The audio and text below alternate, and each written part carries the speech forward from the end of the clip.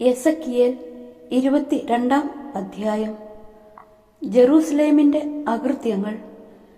കർത്താവ് എന്നോട് അരുളി ചെയ്തു, മനുഷ്യപുത്ര, നീ വിധിക്കുകയില്ലേ?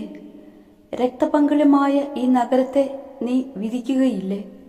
എങ്കിൽ അവളുടെ മ്ലേച്ഛതകൾ അവളെ അറിയിക്കുക. നീ അവളോട് പറയുക, ദൈവമായ കർത്താവ് അരുളി ചെയ്യുന്നു, രക്തച്ചൊരിച്ചിൽ നടത്തി തൻ്റെ വിധിദിനം ആസന്നമാക്കുകയും വിഗ്രഹങ്ങൾ നിർമ്മിച്ച് തന്നെത്താൻ അശുദ്ധയാക്കുകയും ചെയ്യുന്ന നഗരമേ, നീ ചൊരിഞ്ഞ രക്തത്താൽ നീ കുറ്റവാളിയായി തീർന്നിരിക്കുന്നു. നീ നിർമ്മിച്ച വിഗ്രഹങ്ങളാൽ നീ അശുദ്ധയായിരിക്കുന്നു. നിന്റെ ദിനം, നിന്റെ ആയുസ്സിൻ്റെ അവസാനം നീ തന്നെ വിളിച്ചു വരുത്തിയിരിക്കുന്നു. ആകയാൽ ഞാൻ നിന്നെ ജനതകൾക്ക് നിന്ദാവിഷയവും എല്ലാ രാജ്യങ്ങൾക്കും പരിഹാസപാത്രവും ആക്കിയിരിക്കുന്നു. അടുത്തും അകലെയുമുള്ള എല്ലാവരും കുപ്രസിദ്ധയും പ്രക്ഷുബ്ധയുമായ നിന്നെ അധിക്ഷേപിക്കുകയും ഇസ്രായേൽ രാജാക്കന്മാർ തങ്ങളുടെ ശക്തിക്കൊത്ത് നിന്നിൽ രക്തച്ചൊരിച്ചിൽ നടത്തി നിന്നിൽ മാതാപിതാക്കന്മാർ നിന്ദിക്കപ്പെട്ടു, പരദേശികൾ കൊള്ളയടിക്കപ്പെട്ടു, അനാഥരും വിധവകളും ദ്രോഹിക്കപ്പെട്ടു. നീ എൻ്റെ വിശുദ്ധ വസ്തുക്കളെ നിന്ദിച്ചു, എൻ്റെ സാബത്തുകൾ അശുദ്ധമാക്കി. രക്തച്ചൊരിച്ചിലിന് ഇടവരുത്തുന്ന അപവാദം പറഞ്ഞു നടക്കുന്നവരും പൂജാഗിരികളിൽ വെച്ച് ഭുജിക്കുന്നവരും നിന്നിലുണ്ട്. നിന്റെ മധ്യേ ഭോഗാസക്തി നടമാടുന്നു. അവിടെ അവർ പിതാക്കന്മാരുടെ നഗ്നത അനാവരണം ചെയ്യുന്നു. ആർത്തവം കൊണ്ട് അശുദ്ധരായ സ്ത്രീകളെ സമീപിക്കുന്നു. നിന്നിൽ അയൽവാസിയുടെ ഭാര്യയുമായി മ്ലേച്ഛത പ്രവർത്തിക്കുന്നവരുമുണ്ട്.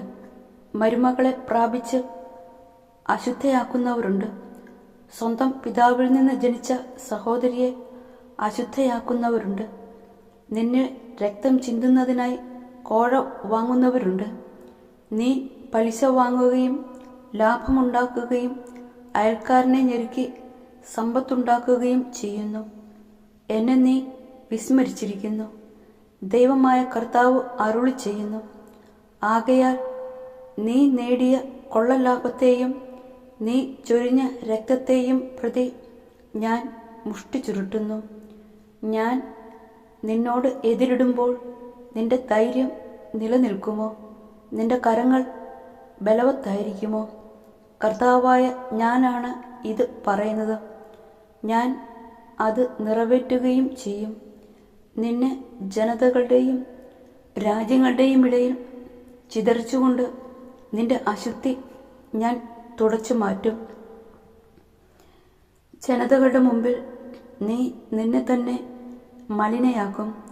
അപ്പോൾ ഞാനാണ് കർത്താവ് എന്ന് നീ അറിയും. എനിക്ക് കർത്താവിൻ്റെ അരുളപ്പാടുണ്ടായി. മനുഷ്യപുത്ര, ഇസ്രായേൽ ഭവനം മുഴുവനും എനിക്ക് ലോഹക്കിട്ടമായി തീർന്നിരിക്കുന്നു. അവർ വെള്ളിയും ഓടും വെളുത്തീയവും ഇരുമ്പ് കാരിയവും ഒരുക്കിയ ചൂളയിലെ കിട്ടം പോലെ ആയിരിക്കുന്നു. ദൈവമായ കർത്താവ് അരുളി ചെയ്യുന്നു, നിങ്ങളെല്ലാവരും കിട്ടമായി തീർന്നിരിക്കുന്നതുകൊണ്ട് നിങ്ങളെ ഞാൻ ജെറൂസലേമിൻ്റെ മധ്യേ ഒരുമിച്ച് കൂട്ടും. വെള്ളിയും ഓടും ഇരുമ്പും കാരിയവും വെളുത്തീയവും ചൂളയിൽ ഒരുമിച്ച് കൂട്ടി തീയൂതി ഉരുക്കുന്നതുപോലെ നിങ്ങളെയും ഞാൻ അവിടെ ഒരുമിച്ച് കൂട്ടി എൻ്റെ കോപത്തിലും ക്രോധത്തിലും ഉരുക്കും. നിങ്ങളെ ഒരുമിച്ച് കൂട്ടി നിങ്ങളുടെ മേൽ എൻ്റെ കോപാഗ്നി ഞാൻ ചൊരിയും. അതിൽ നിങ്ങൾ ഉരുകും. ചൂളയിൽ വെള്ളി എന്ന പോലെ എൻ്റെ കോപാഗ്നിയിൽ നിങ്ങൾ ഉരുകും. കർത്താവായ ഞാൻ എൻ്റെ ക്രോധം നിങ്ങളുടെ മേൽ ചൊരിഞ്ഞിരിക്കുന്നുവെന്ന് അപ്പോൾ നിങ്ങൾ അറിയും. കർത്താവ് എന്നോട് അരുളി ചെയ്തു, മനുഷ്യപുത്ര, നീ അവളോട് പറയുക, ക്രോധത്തിൻ്റെ ദിനത്തിൽ വൃത്തിയാക്കപ്പെടാത്തതും മഴ പെയ്യാത്തതുമായ ഒരു ദേശമായിരിക്കും നീ. അവളുടെ മധ്യേ പ്രഭുക്കന്മാർ ഇരയെ ചീന്തിക്കീറി അലറുന്ന സിംഹത്തെ പോലെയാണ്. അവർ മനുഷ്യരെ വിഴുങ്ങുന്നു. സാപത്തും അമൂല്യ വസ്തുക്കളും കൈവശപ്പെടുത്തുന്നു. അവളുടെ മധ്യത്തിൽ അവർ പലരെയും വിധവകളാക്കുന്നു. അവളുടെ പുരോഹിതന്മാർ എൻ്റെ നിയമം ലംഘിക്കുന്നു. അവർ എൻ്റെ വിശുദ്ധ വസ്തുക്കളെ മലിനമാക്കുന്നു. തമ്മിൽ അവർ അന്തരം കാണുന്നില്ല. നിർമ്മലവും മലിനവും തമ്മിലുള്ള വ്യത്യാസം അവർ പഠിപ്പിക്കുന്നില്ല.